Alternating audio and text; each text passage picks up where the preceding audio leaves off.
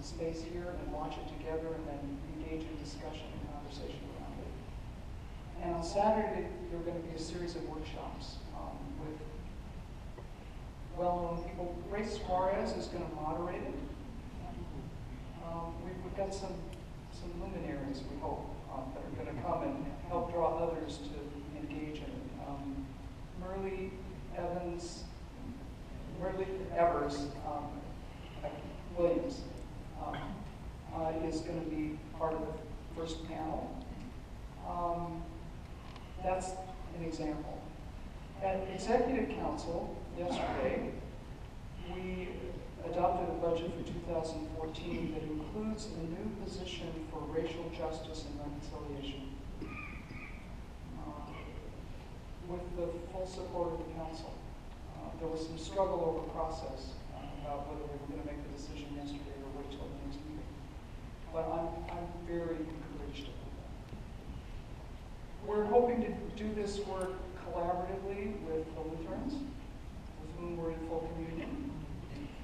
And it's a significant part of our working toward a fuller communion relationship with the Methodist churches.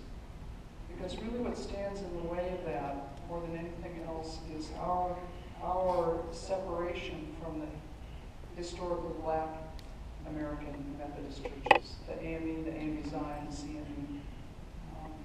So we're working at it. We're not going to fix it overnight. I think it's going to be a challenge for a very long time in this country, what we're working on. Thank you. What are you doing in this diocese? No, I'm serious. Because some of the most fruitful work I've seen is when dioceses learn their history.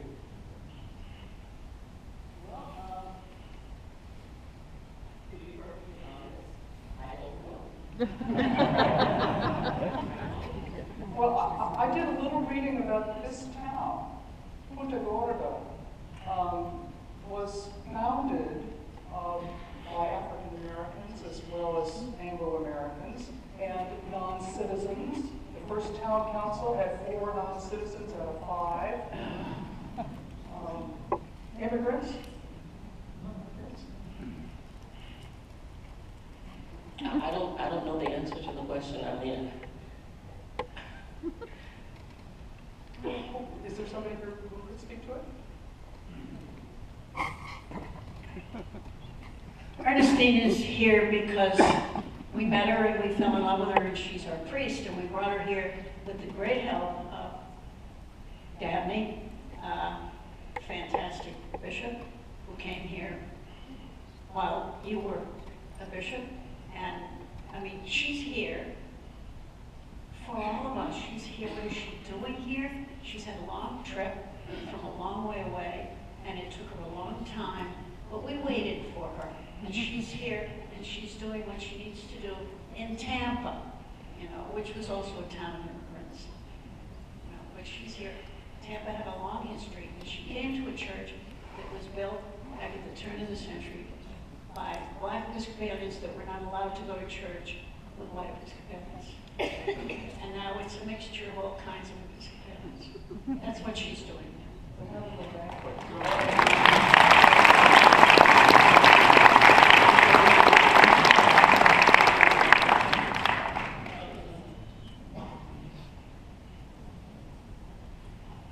Great benevolence. I have 2 questions. I have a passion for ministry against human trafficking. First question. First, it's really wonderful and a joy to be hanging out with you. When are we going to have a conversation here regarding this matter? Next question. I think you're going to have one this afternoon, right? Aren't you running a workshop? Yes.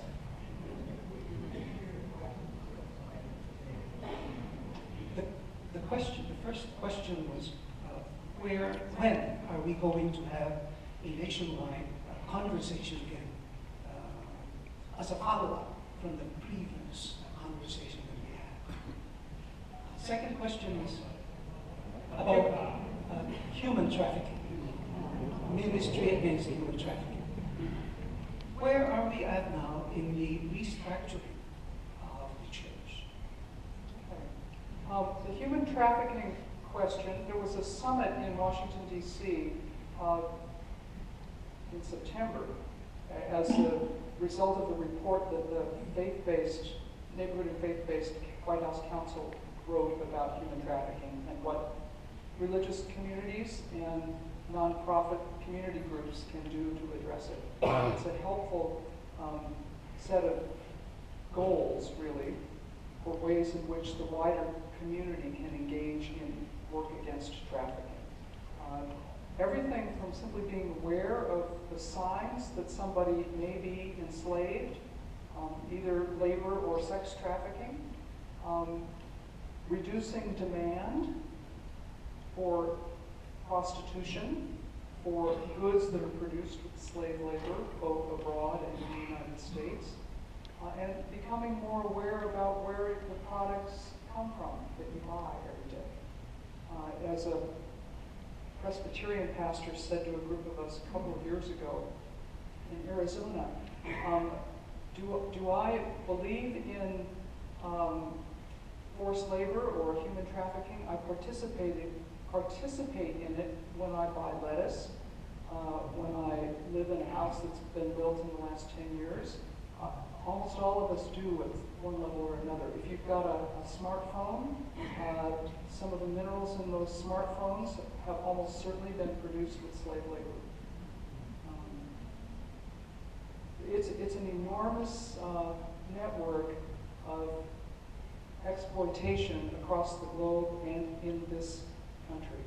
Atlanta is one of the largest hubs for human sex trafficking in this country because the Atlanta airport is there. Second question about restructuring it. We don't have plans for a church-wide conversation again, but I take that back. Thank you. Restructuring. What that group that was asked for out of the last General Convention, they were appointed at the end of last year. They met for the first time early this year. They renamed themselves the Task Force to Reimagine the Episcopal Church. The acronym is TREC, because we're going somewhere. We're going somewhere. We're not staying where we are, we're moving in many, many, many ways into the future. If you look at Episcopal News Service in the last few days, TREC has posted an engagement kit that asks for your thoughts, opinions, wishes, hopes, desires. Please, please participate. Hallelujah. It's on the diocesan website. Thank you. You know, gather a group of friends and go down to the coffee shop and work it out. And I don't know what they're going to decide, but they've done some very faithful work. They were at Executive Council on Tuesday to give us a report of what they have done thus far and what they're hoping for. I'm excited. And some of it has to do with the question that was asked about congregational shifts. You know, how do we structure our canons to permit different sorts of congregations? Ones that don't have buildings, ones that don't employ clergy full-time, ones that don't employ clergy for pay at all. There have been many, many different ways to be a faith community over the last 2,000 years, and they don't all fit in our canons.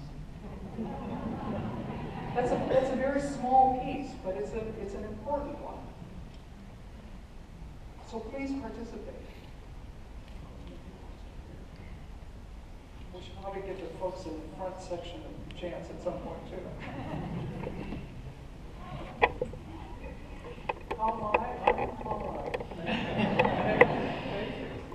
So I was wondering about our brothers and sisters in South Carolina, for whom I pray every day, and how things are going there.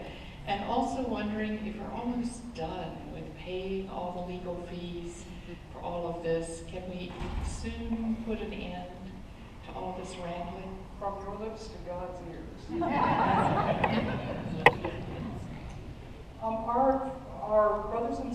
Episcopalians in South Carolina are doing well.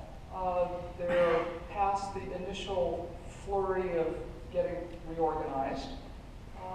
They're discovering some joy and freedom in not being consumed in the conflict anymore. It's the same kind of story we've heard in Fort Worth and San Joaquin, in all of the places where the leadership that's been, frankly, so negative is no longer there stirring that pot. As in other places, people in South Carolina are discovering the communities around them and remembering that we are here to engage in God's mission and not to focus on our own navels.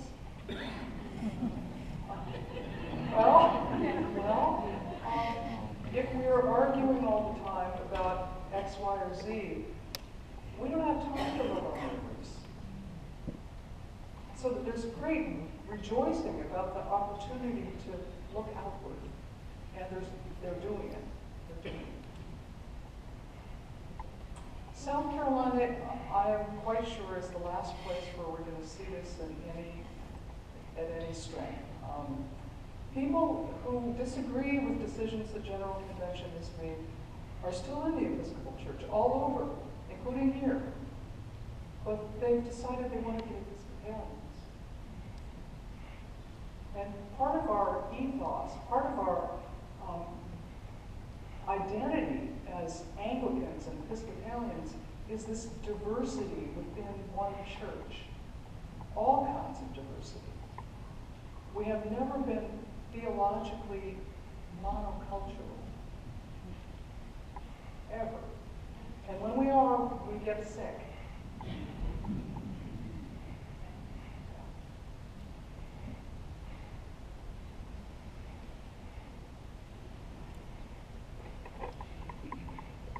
Speaking of theological monoculturalism, where are we on the Anglican covenant? For many years at this convention, we've debated or wanted to debate parts of it. And at the last General Convention, our church decided not to adopt it, as many other provinces decided not to adopt it. I think some in our country have decided that when the Church of England decided not to adopt it, it was dead. But I've seen recently that the Church of Southern Africa adopted it. And I'm aware that we in the global north sometimes don't know what's going on in the global south. So could you give us an update on the Anglican covenant, and in particular, what is going on with it relative to the global south? Okay. Anglican covenant, you're absolutely right. The Church of Southern Africa finished their process for adopting it. I think in total there are 8 or 10 provinces of the Anglican Communion who have done something in a positive direction with the Anglican covenant. There are a couple that have done things other than adopt it. They said, we affirm it, or they've used other language. Being good Anglicans. What we did at General Convention was to decide not to decide. We didn't say no. The Anglican Consultative Council, which is the only body in the communion that actually makes policy for the communion, met in New Zealand a year ago. There was not much interest in more conversation about the covenant there. At the same time, it has served a very important purpose, and that is to encourage all of us to talk about challenging issues, to talk about our disagreements in a civil way. That may have been Rowan Williams's idea originally. I don't know. But it certainly has borne fruit, and it continues to bear fruit. A number of the things that the Anglican Communion Office developed in the aftermath of, the biggest part of the mess. Bible in the Life of the Church project, which is really inviting people from different Anglican contexts to think about, to sit down with others and think about how we read the Bible. what does our context have to do with it? What does our history have to do with it? Why come to this conclusion and come to this conclusion when we're using the same book? It's been very helpful. The other one is the Continuing Endowment Project, which gathers, again, Anglicans from different parts of the communion to sit down together to have conversation of the deep kind over a longer period, to get together for a few days and then come together again 18 months later and engage in conversation about hard things, but in a spirit of generosity. It's bearing enormous fruit. That's part of what our contribution to the budget of the Anglican Communion Office helps to support. That kind of peace building and relationship building, bonds of affection across the community. So I don't know what will ultimately happen to the Anglican covenant. It will probably be, 25 years from now we'll say, that was an interesting idea. And these are the fruits we can see from it. But I kind of doubt that the communion as a whole will ever fully adopt that.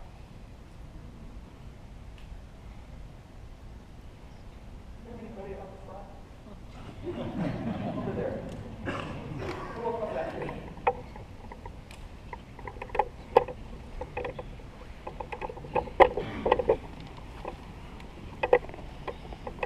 Bishop, you were speaking to us today about the conversation, and at least in some of the online kind of media, I know there's been some criticism, or at least what I perceived as criticism, of some of your comments to Executive Council as being derogatory towards social media, disparaging and such. And I'm just asking, from your perspective, is there an appropriate or inappropriate use of social media in our conversations? Yeah, I think so. I think social media is very helpful for helping people to get an understanding of what's going on in one place or another. I don't think it's a helpful place to try and solve